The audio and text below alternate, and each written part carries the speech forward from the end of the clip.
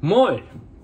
Ja tervetuloa seuraamaan jälleen minun YouTube-videotani. Tänään on luvassa perussetti, eli mä jauhan teille paskaa, te kuuntelette mua ja mä teen töitä, koulua ja sit me mennään vielä salille, jalkapäivä. Ja hauskaa kuvata tänne tällainen jalkapäivä, koska mä harvemmin kuvaan mun jalkapäiviä niin kuin mihinkään ylipäätään. Oon mä vähän aktivoitunut senkaan, mutta niitä ei vaan tuu jotenkin kuvailtua ikinä. Mun mielestä niitä on jotenkin vähän tylsä kuvaa ehkä. Ja ne on niin rankkoikin, ettei välttämättä edes niinku jaksa kuvata. Mutta tänään mä näytän teille mun jalkapäivän. Niin pääsette näkemään ja mä todistan teille, että mä teen myös jalkoja. Mä en oikein tiedä mitä nämä mun videot on. Mä vaan kuvaan, puhun ja käyn salilla. Mutta semmoista mun elämä on, mitä mä alan teille feikkaamaan. Tykkäätte tai ette, mutta katsotte silti nämä videot. Onko selvä? Mutta lähdetään sille liikkeelle, että mä teen nyt hetken aikaa töitä ja mä syön samalla jauhelihaa ja riisiä. Erittäin hyvää. Niin mä syön ja teen töitä hetken aikaa. Sitten jatketaan siitä.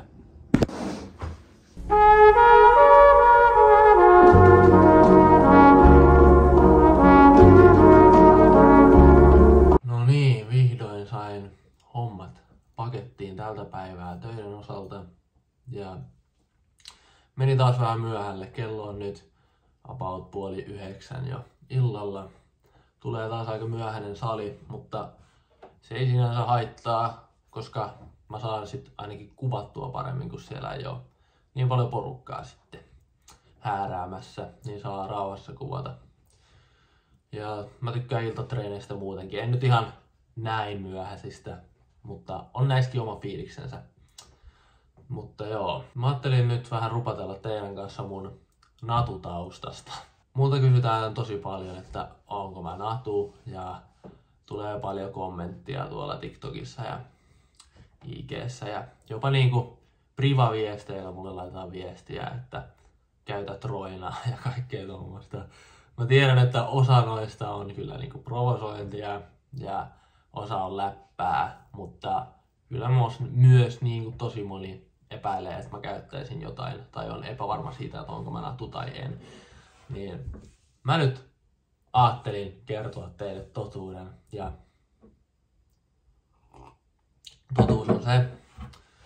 totuus on se, että minä olen natu. Voitte luottaa mun sanaan nyt tässä. Minä olen siis natu. En ole käyttänyt ikinä mitään roinaa tai semmoista. Että aika lailla puurolla ja kanalla ja riisillä ja jauhelihalla ja semmosella ollaan menty. Ja tulenko ikinä käyttämään, niin en. Voin aika varmasti sanoa, että en tule käyttämään, koska en ole tosiaan menossa kisaamaan mihinkään, tai mulla ei ole tavoitteita kisaamisen suhteen. Ja jos mä en ole menossa kisaamaan, niin en näe myöskään niinku syytä alkaa niinku riskeeraamaan omaa terveyttä. Mun mielestä ainut niinku sellainen fiksu syy käyttää roinaa tai steroideja. Roina kuulostaa jotenkin, en mä tiedä, jotenkin vastenmieliseltä roina. Mutta siis steroideja, ainut fiksu syy siihen, miksi niitä niin voisi alkaa käyttämään, on mun mielestä se, että on tavoitteita niin kisaamisessa. Koska jos sä nyt menet tonne maailmalle vaikka, niin et sä tuu pärjäämään siellä niin kuin natuna.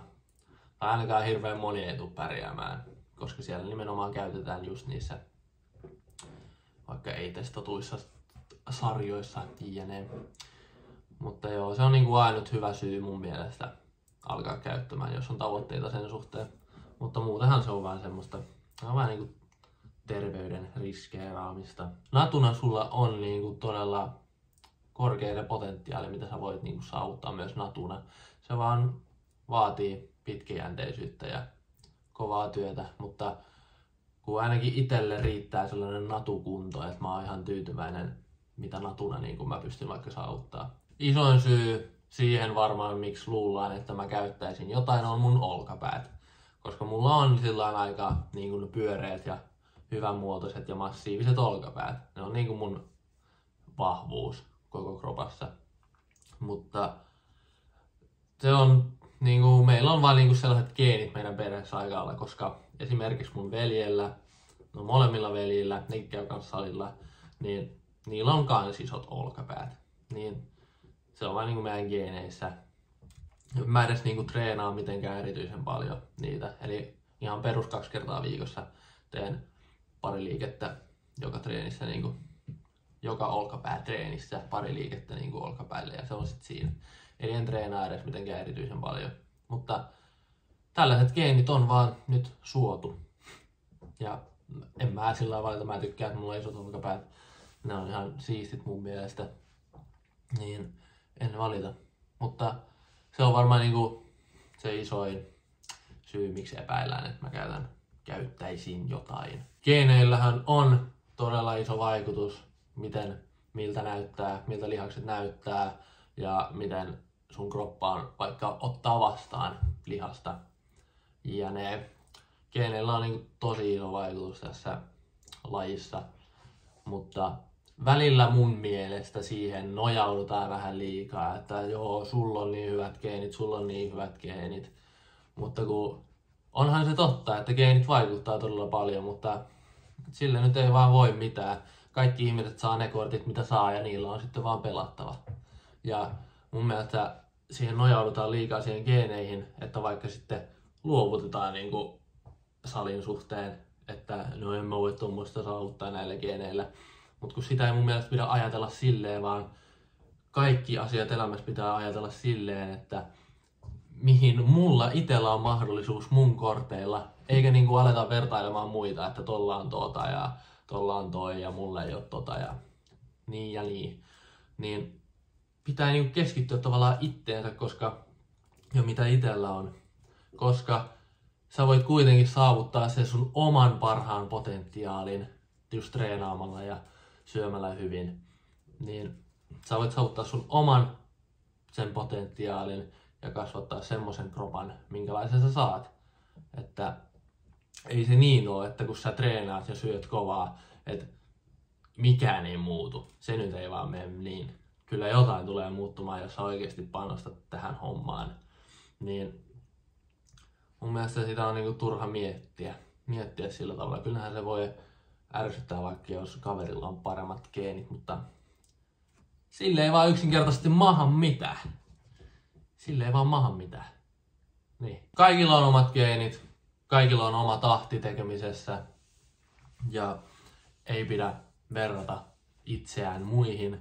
Mun mielestä ennemminkin ottaa vaan niin kaiken mahdollisen hyvän irti muista, eli motivaatiota ja kaikkea vihjeitä, ohjeita ja tommosia, mutta silleen niin huono vertaaminen toisiin, niin se ei ole vörtti, se ei lekin tee mitään, sä et hyödy siitä mitenkään, sä vaan painat itseäsi alas ja painat sun fiilistä alas. Niin keskity siihen omaan tekemiseen ja harvoin menee silleen, että sä laitat työtä sisään, sä teet töitä pitkäjänteisesti, itsekurisesti tai kurinalaisesti ja sit sä et saavuttais mitään.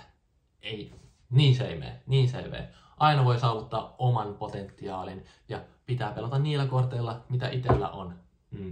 Ei kannata keskittyä asioihin, mihin ei pysty vaikuttaa. Se on niinku ihan turhanpäiväistä, turhaa stressaamista ja semmoista. Niin kannattaa keskittyä niihin, mitä itsellä on ja laittaa ne kaikki peliin, mitä itsellä on. Mä en tiedä mitä musta tuli yhtäkkiä räppäri, mutta joo, siinä kuulitte.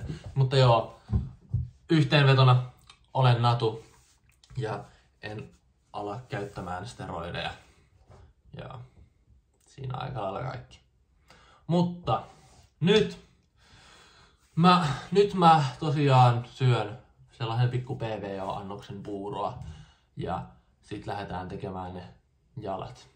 Kyllä, kiitos, hei. Erittäin mukava asia nykyään on se, että mä muutin PTV Gym Roihupellon lähelle ja nykyään se on mun kotisali. Maistuu todella hyvin. Mä kävin sitä ennen tuolla Elixialla ja no, jos nyt vertaa Elixiaa ja PTV Gym Roihupeltoa, niin on siinä vaan sellainen huomattava ero. Paljon enemmän laitteita tuolla PTV Gymillä ja valinnanvaraa ja laadukkaammat laitteet ja kaikki. Ja Elixialla loppujen lopuksi aika vähän valinnanvaraa noissa laitteissa ja joillakin saleilla ei ole tiettyjä laitteita ja joillakin ei ole tiettyjä. Niin todella jees käydä nyt tuolla. Ja tuolla on vähän sellainen eri meininkikin käydä. Mutta joo, nyt tähän tulee montake mun treenistä. Let's go!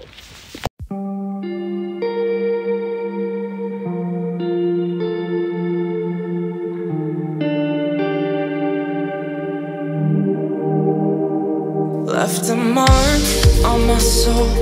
I could feel it when you let me go.